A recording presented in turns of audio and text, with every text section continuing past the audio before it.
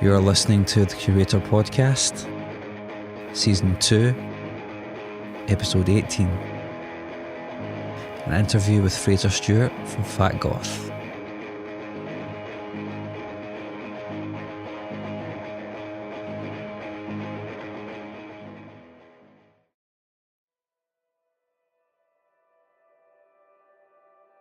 Before we start this interview, I just want to let you know that this interview was recorded over the phone. Now, this is the first time I've done that, so if there's any interference or anything like that, I apologise. I'm still trying to work out the kinks.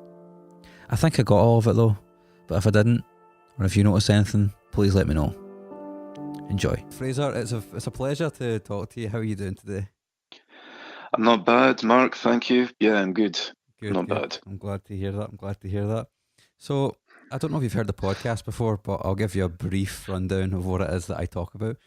Talk about creativity and passion, and I've been a fan of Fat Goth for quite a wee while. I think Uncle Vic was the one that put me on to you guys, actually. Right, okay. So let's get back to the start, man. Where does Fraser, the musician, where does he begin? Christ. Well, I guess when I was about 60, I think that was when I first heard Nirvana. And I don't know, I guess my story is no different from countless of other people who would cite Nirvana as like a catalyst for having an interest in music. But it seemed like almost instantly after hearing their stuff that I kind of wanted to be involved doing something like that myself. Yeah. And I think, it wasn't too long after that I wanted to learn how to play the guitar and write my own music, which is what I did pretty much. That's pretty much where it started from, I guess. I'm always really interested in how people make that leap. You know what I mean? They go from like, oh, I really like that song to, holy shit, I need to write my own songs like immediately. You know, I think it's a fascinating process. Yeah, I mean, looking back, I don't even remember having any interest in music at all prior to hearing that stuff, you know, or at least I didn't really feel any kind of connection with it or anything. You know, I was just more interested in computer games or whatever. But I don't know, it was just an epiphany, if you like. I just kind of felt a desire to kind of pursue that and see what happens with it, really. I think I had the same thing with Nirvana. I mean, it was kind of, the first album I ever bought was Americana by The Offspring, but I remember hearing Smells Like Teen Spirit, played it, being mimed by some people at a talent contest in school, and I was like, holy shit, what is that guitar riff? And then suddenly I was like, oh, I guess that's something I'm going to do. And then a couple of years later I picked up the guitar and I started just, playing those songs, because that's the most interesting thing about them, is they're just so easy to play as well, like it's just so accessible.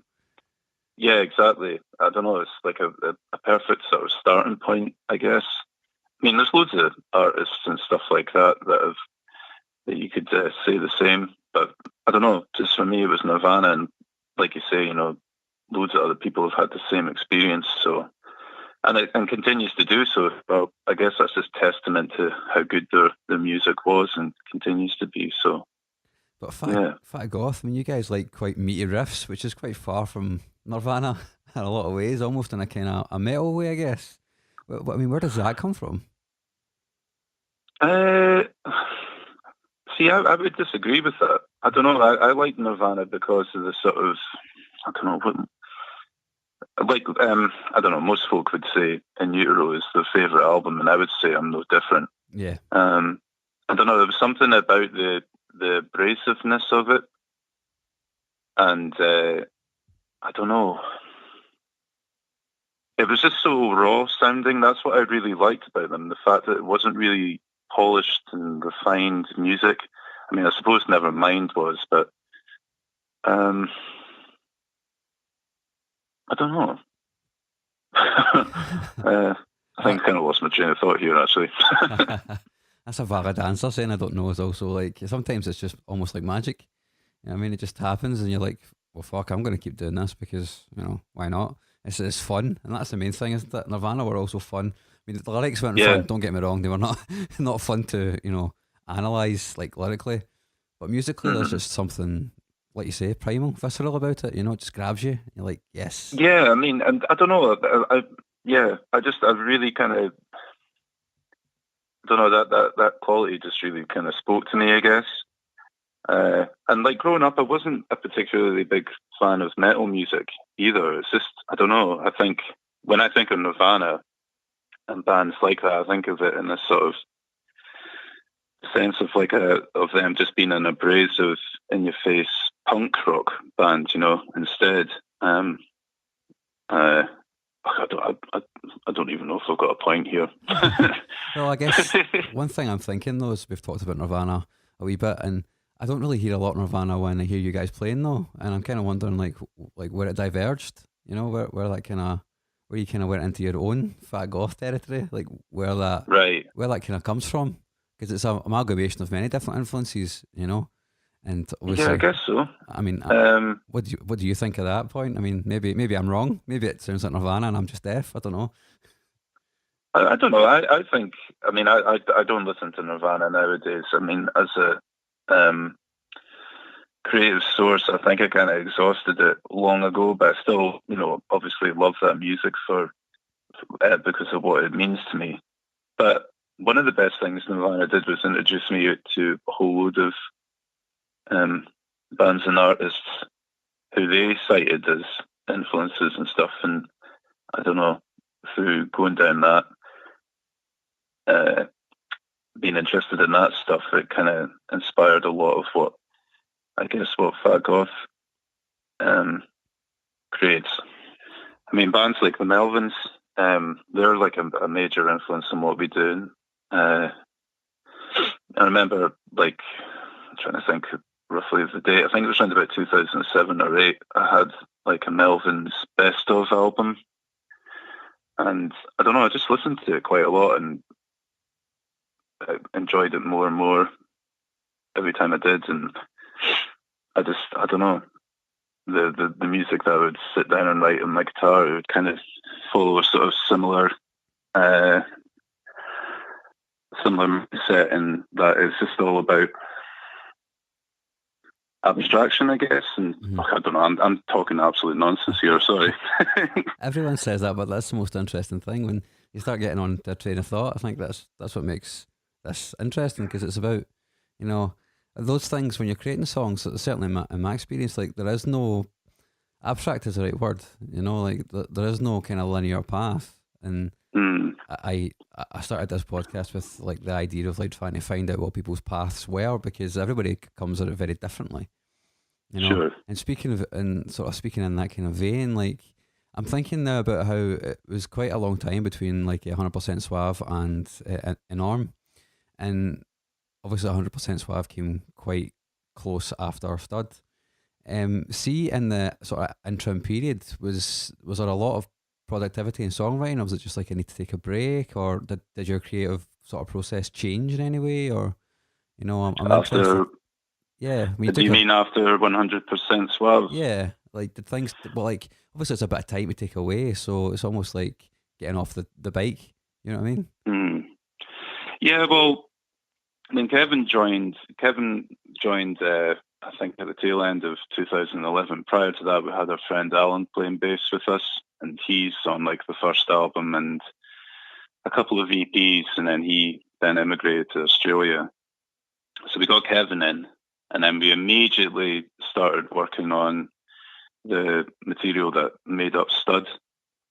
And once that was recorded, Mark, our drummer, he was really keen on trying to give it a sort of media push, I guess, just to try and get a lot of exposure and see what would happen with it. I mean, at the time, I remember just anticipating a whole load of negative responses that would be funny, you know. But surprisingly, it was kind of received pretty well. It definitely was. And then as a result, it kind of opened up a lot of doors for us. Like, we were extremely fortunate in that we got given a lot of opportunities to do a lot of cool things with the band. And then, so that Stud came out, I think, at the start of 2013. And then that whole year, we were like super busy. We were gigging all the time and getting to do a lot of fun stuff, which was great. And I think Mark was the most keen in trying to keep that momentum going. So he was banging the drum to, write a follow-up as quickly as possible, just so, people remember who we are, I guess. And so that ended up being 100% Suave, and that came out, I don't know, I think a little over a year after Stud, I think. And I think it's one of our best albums, but I don't know, I think we definitely put a lot of pressure on ourselves to come up with something as quickly as that was of a decent quality. Mm-hmm. And inevitably it kind of led to sort of, I suppose, tensions, and I don't know, and the whole process maybe wasn't as fun as it should have been. Yeah. But when it came out, it did what it did. I don't think it was as well received as Stud. And also, I mean, we're not a full-time band either. We're just doing this as a sort of passionate hobby project kind of thing, So it's not as if we could have really given it a big proper push and done the touring thing and see what happens that way, Was that never something that you'd considered, like taking it and that? Because I mean, with all the good reception from Stud, you said there could have been a path where you could have taken it full time. Was that ever a consideration? Maybe. I don't know. I mean, the thing is, like, around about that time, we were sort of in our late 20s. Mm-hmm. And I think, Kevin's a little bit older than Mark and I. He's like a few years older. And I don't think he was massively keen on doing the touring thing, because he's kind of done it extensively with previous bands. And so have Mark and I, and it's great fun. It's a good experience just going away, playing a whole bunch of shows in different towns and cities, and just seeing what happens with it. But it's a bit of a brutal existence if you're, spending the majority of your days in a transit van, and sleeping on strangers' floors and stuff like that. I mean, I guess some people love it, they I don't know, they have an affinity for that lifestyle, but I don't know if it was really for us. I mean, we did do the only touring that we've ever done was like a week or so when Stud came out, and we went down south, and I think we did like 8 shows in a row, and it was great. I mean, don't get me wrong, the playing the shows is amazing fun. That's obviously why people do it, but it was quite draining, and I don't know, I think we all came back with the realization that perhaps we're not really, the three of us are maybe not best suited for it, I guess. But to answer your original question, once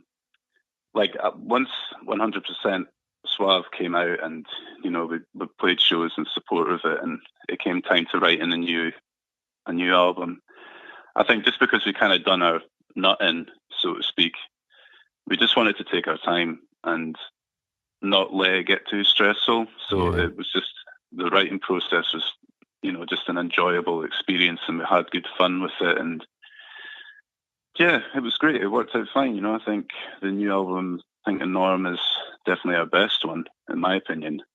And I think a lot of that can be attributed to the fact that we just took our time, and it's not like the world was crying out for another Fat Goth album anyway. So we could just take it easy and, I don't know, work to our own schedule, if you like. I think there's definitely a lot to be said for putting yourself in a situation where you've kind of put yourself in a situation where you kind of want to, or you've got a desire to write something immediately after, like you've written, an album, because sometimes pushing yourself into that situation can breed creativity, and obviously it did. But then the burnout, I don't think people really realize like that, the immense pressure that puts on you and your relationships, and also the creative burnout you get after like such an intensive period of time, like. It's just, it can be tough, Yeah, absolutely, man.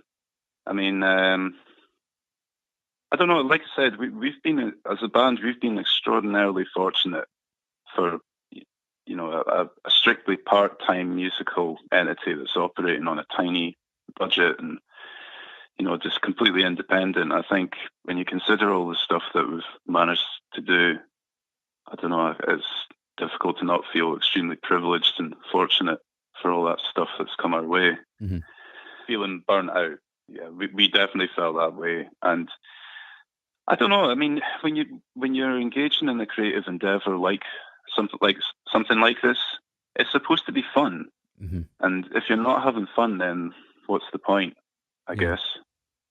Then it just becomes a job, I suppose, and the stuff that you're going to make's not going to be as good as it could be, I suppose. Mm-hmm. Yeah. I guess that's a concern for a lot of bands, but a lot of bands decide, fuck it, this is going to be the job, don't they? And it changes people, I think. It changes people. Yeah, definitely. Yeah. Changes your approach to music as well. And you only need to look at a band like Metallica or whatever. It's clearly just a money-making scheme for them now. I think, creatively speaking, they went bankrupt decades ago.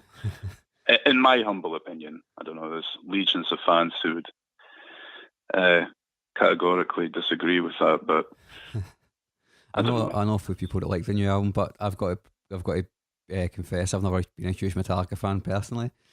No, me neither, man. I don't know. I don't get it. Kevin fucking loves Metallica. Sorry, can I swear? Yeah, you totally can, yeah. Right, okay. Yeah, Kevin's like a die-hard fan. He, swears by the sort of first 4 albums. Mm-hmm. And that's fine. I mean, I can understand that. It's just they never really did anything for me, personally.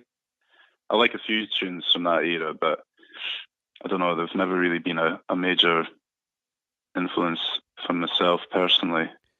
But, I mean, everything's come after the Black Album, it's just like, man, this is just shit. And I think if I was a die-hard Metallica fan, I would kind of be feeling sort of pissed off that they're kind of tarnishing their own legacy by sort of bringing out mediocre to terrible half-baked metal albums. Yeah. It's not like they don't even need the money anymore. Like they can probably just sit there and listen and get like the well, at least from the first 4 records and the Black Album, I guess, all of it like for forever and never have to fucking work another day in their lives, Yeah, exactly. I mean, I don't know. Lars could go off and reacquire his priceless art collection again, and James Hetfield can go off and kill as many fucking bears as he likes. Both of those guys are seriously interesting individuals, to say the least. Yeah, totally, man. I don't know. I fucking love that. The Some Kind of Monster film. Yeah, it's hilarious. We like Fat Goth watches that every time we're recording a new album. We'll put that on at some point during the recording sessions. It's kind of become a bit of a ritual, but yeah, it's hilarious, man. So good. It's so Spinal Tap I as well. think it's fucking stock. What does that even mean? Like it's but so I mean, I don't know. It's like that's a classic example of the band no longer really being about the creativity. It's more about a money making machine. Because I mean, it's that in the film, like when the recording's finished or like the album's almost done, they've got the manager on the phone and they're telling them all this promotional stuff that they have to do. There'll be radio sort of sound bites and all that sort of shit. It's just like, man, why don't you guys just do something else? But I don't know. Whatever. I guess if you've got nothing else to do, you might as well go back to the studio, I suppose. Yeah, I guess. Or make if you've got the money to. Yeah, exactly. If you've got the money for it, But I mean, you guys are not going to become Metallica, which is a good thing. A saving grace. Well, I hope not. See when you think about the writing process for a Norm. When I listened to it, it struck me about how direct it was. Despite the fact it took 3 or 4 years to write. Was that intentional to do something that was quite sharp and to the point? Yeah, man. Yeah, that was intentional. I don't know. I mean, a lot of our stuff, particularly the earlier stuff, is quite schizophrenic, and it's all over the place in some songs, Mm-hmm. But that's just the way those songs came out. It was just, I don't know. It wasn't like we were intentionally trying to be choppy and changey all the time. It's just, I don't know. It was just how it came out. Uh-huh. So, I don't know. I write the majority of the stuff in the band. Kevin contributes a lot as well. And he writes his own songs, but I still kind of do the lion's share of it myself. Mm-hmm. And when we were doing the Norm stuff, I don't know, it was heavily influenced by bands like No Means No. Yeah. And also like ZZ Top. And I don't know, just sort of basic punk kind of stuff. I was really into this sort of direct quality that you hear and that sort of stuff. No Means No in particular, because I mean, they're still musically speaking, they're still very intelligent in a lot of their songs. You know, they kind of play around with a lot of styles, and I don't know, it's like one part Ramones and then like another part sort of odd jazz stuff, I guess. But it's somehow that their records are just, I don't know, they're very immediate. Yeah. And a lot, I mean, it's equal parts the music, but also, in my opinion, also what Rob Wright was singing about. Mm. I think his lyrics, but like me, as a lyricist, I think he's amazing. And I think it's a real shame that they maybe don't have as much recognition as they should do. But yeah, stuff like that. And also ZZ Top kick ass. So I was just wanting to, I don't know, I was listening to a lot of their stuff and they kind of inspired a lot of the guitar playing side of things as well. Can I strip it down but keep it classic almost, if you know what I mean? Like, yeah, totally, man. Yeah. I mean, I got a wah pedal as well for all that stuff, and I don't know, the sound of a guitar wah, it's like pretty classic sounding, I guess. Yeah. Something that you can really sort of associate with a classic rock sound. So I don't know, it was just fun. I don't know, having that as a sort of center point to work around, that idea, and not get too crazy with it. So would you say it helped keeping that in focus then, that this is supposed to, that you're kind of focused on keeping it stripped back and kind of trimming the fat and just immediately in your face sort of thing? Yeah. And we intentionally wanted it to be half an hour as well, so it's kind of quick and to the point, and it's done. Originally, we wanted to release the album on vinyl, but it's just so expensive. Prohibitively expensive, yeah. Yeah. It's obscene. I don't know. I mean, I think that's a whole issue for us is physical copies of our music. Mm-hmm. I mean, if money was no object, obviously the whole lot would be available on vinyl. But the only way we could realistically do that is if we worked with a label or labels who could share the cost of it. But then, when you go down that route, you've kind of got a moral obligation to promote it and, you know, uphold your end of the bargain. And touring is not really an option for us. So I think if we, you know, I would certainly feel guilty about taking that kind of money off somebody and not really being able to, I don't know, do what's expected of me. Yeah, that is always the dark side of being part of a label, really, isn't it? Is if you don't think. And in our sales, I mean, I don't really think that many people are into our band anyway. I mean, I think that we do have like a fan base of sorts, but it's certainly not big enough to warrant spending that amount of money, because I don't know, I think like the minimum run of like vinyl you can get is something like 300 copies or something. Mm-hmm. Yeah. And I think we would be lucky if we shifted 50 and then the rest would just sit in boxes for decades afterwards, you know, gathering dust in a cupboard somewhere. That's let me tell you a story about that. One day. So I also noticed on Enorm that the lyrics are a lot more, shall we say, political and less I-centered, more kind of we-centered, if you know what I mean. Yeah. Why? I guess why? I don't know. I kind of got sick of writing about myself.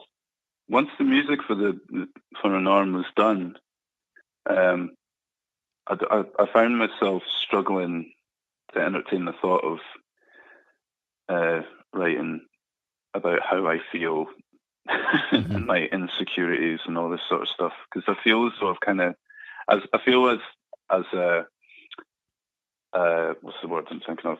As a subject, I've kind of exhausted myself. Yeah. And I just wanted to kind of do something different. Again, it was kind of heavily influenced by No Means No, because Rob writes amazing existential poetry, I think. And I wanted to try and sort of emulate it or incorporate it into what I do. I don't think I was like anywhere near as, or I don't think I had anywhere near the same degree of finesse as he has. But it was good fun to, like, I don't know, just write differently for a change. And I don't know, I think it's good. I like it too. I mean, it's good to see bands try new things, and thanks, man. And even refining what they've had in terms of like musically. I think you guys have definitely, by bringing it sharper to the point. I don't know, maybe it's just personally my taste because I'm a punk kid, and I think the best records ever made, most of them are like under half an hour long. So yeah, I really like that brevity, I guess. You know what I mean? It's really cool. One thing I picked up on what you were saying there is like, do you guys like write the music first, then write the vocals and lyrics like afterwards, or is that? Oh yeah, always. That's what I do as well. Yeah. Mm-hmm. I think that's probably the case for most folk. I can't even imagine doing it the other way around. It's like building a house from the roof down. Mm-hmm. I don't know. That's not to say people don't and can't make a success of it, but it's just, I don't know. That whole process has always appeared really alien to me. And yeah. I don't know. Maybe I should try it sometime and see what happens. But I don't know. I don't really see myself as, or rather, the part of being in a band that I enjoy the most is playing the guitar. Mm-hmm. You know, playing an instrument and writing riffs and kind of rocking out. The singing side of things, and I don't know. I can kind of take it or leave it, I guess. I don't think Fat Goth's music is interesting enough to be strictly an instrumental band. Mm-hmm. I mean, there's not like there's any shortage of bands that are like that anyway. But certainly not at the moment, no. No, Christ. Everywhere. So I don't know. I mean, to be honest, singing's a pain in the arse, but it's like a necessary evil, I guess. Is it one of these situations? I try my best.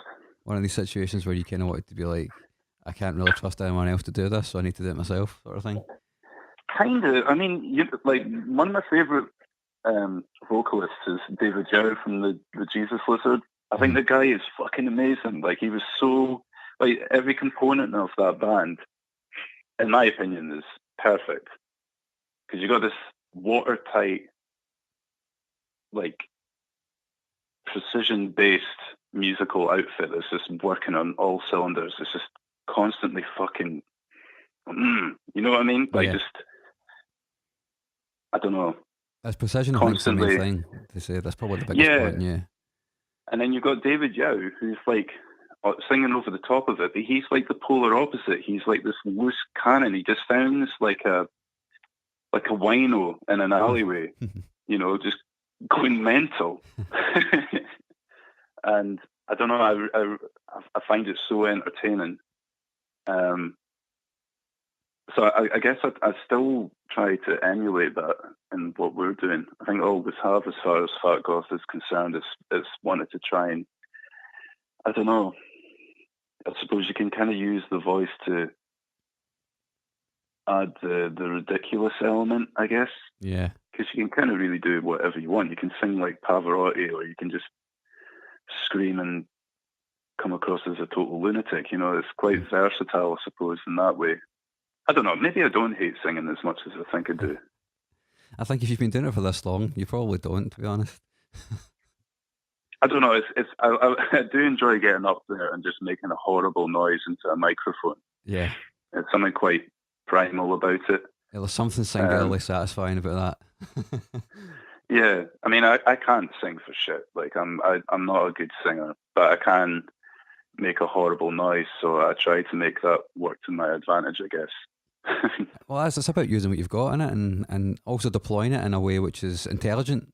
Because you could just go up there and it could be totally incoherent and it wouldn't really work with the music. But I mean, it's not Fat Goth. Fat Goth isn't like that in my opinion, anyway. So, Right. it does make sense. You know what I mean? When you hear it, it makes sense to go along with the music, which is, I think a lot of people don't realize how hard that is when you're doing something which is a little bit off kilter, like some of your earlier stuff kind of was. You know what I mean?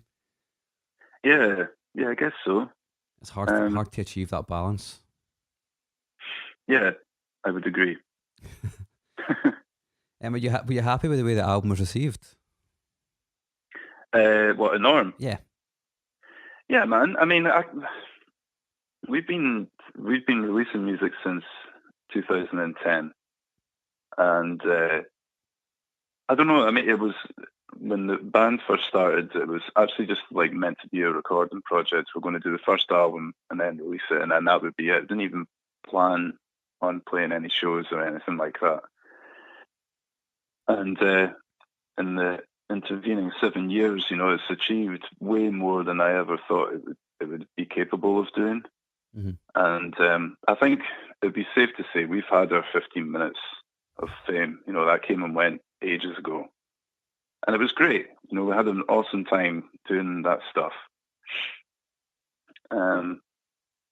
But it's understandably like there's not as much attention on us now, and because we're not a new band, and I think people will already, or people who are familiar with us will know what we're all about, and it's definitely not for everybody.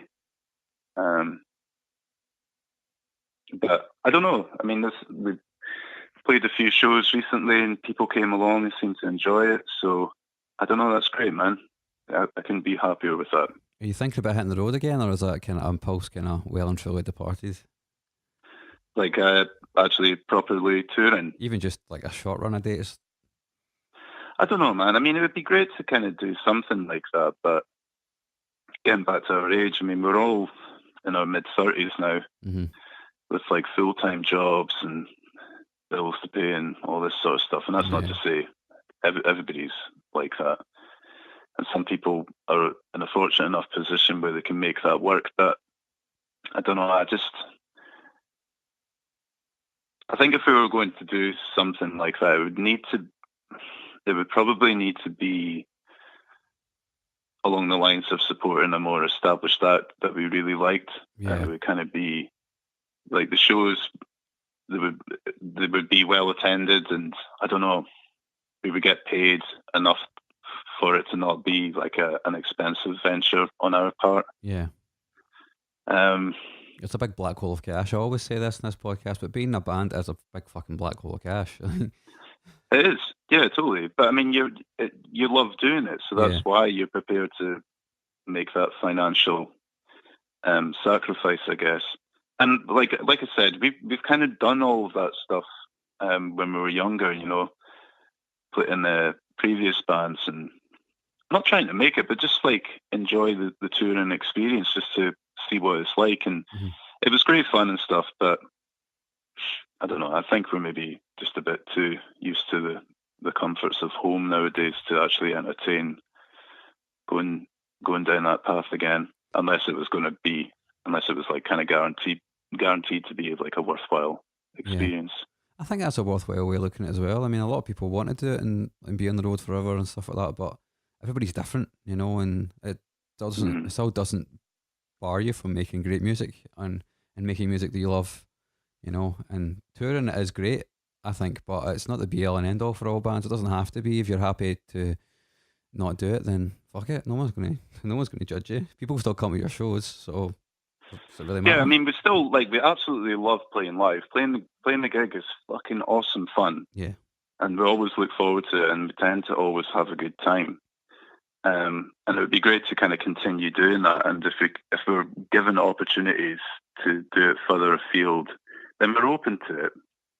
But in terms of like sitting down for weeks on end, like trying to make headway with some promoter at the other end of the country or even further afield and trying to fill up all these dates and figuring out how much money we're going to need for fuel and all this sort of shit. It's just like, nah, I cannot be arsed dealing with that. Somebody else can fucking deal with all that bullshit. You know, you just tell me where I need to be and I'll be there. But obviously nobody's going to do that for us. So we're kind of in the position we're in. I hate that aspect of it as well, booking tours for my band. I'm trying to do one just now and it's just I hate it. I hate it so much, man. Well, Fraser, it's been a total pleasure talking to you. Thank you very much. Is there anything you want to say or anything you want to add or anything you want to ask me before we finish? Well, I just want to say thanks very much for thinking to speak to me on your podcast. I'm very happy to have contributed and I hope your listeners have enjoyed it. And anybody who's into Fat Goth and listens to our music and comes to the shows and stuff like that, I just want to say thank you very much and hope you enjoy it. Yeah. It's been a total pleasure to have you. I've been wanting to talk to you for a while, so I'm glad we finally managed to sort it out. But Fraser, it's been a pleasure. Thank you. Thanks, man.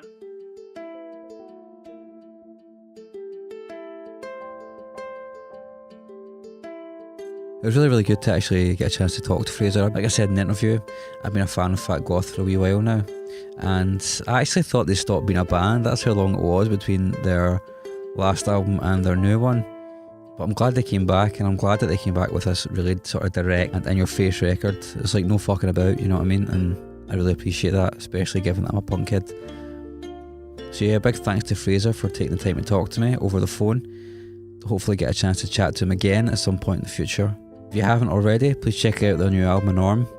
It's really, really good. You can get it on Spotify and all that as well, or do the right thing, go to their Bandcamp page and download it there. Because we're all just struggling artists, man. We're all just trying to make ends meet. And being in a band is fucking expensive, particularly if it's a part-time thing. Thank you very much for listening. I hope you enjoyed this episode. If you can, I'd like it if you could take a wee second to give me a rating and review on iTunes. The higher I get up the iTunes charts, the more people will see this podcast, and that's really important for me because that means I can attract more guests, and that is really vital for continuing this podcast, I would say. I mean, without the guests, this podcast is nothing, so yeah, go ahead, do it now.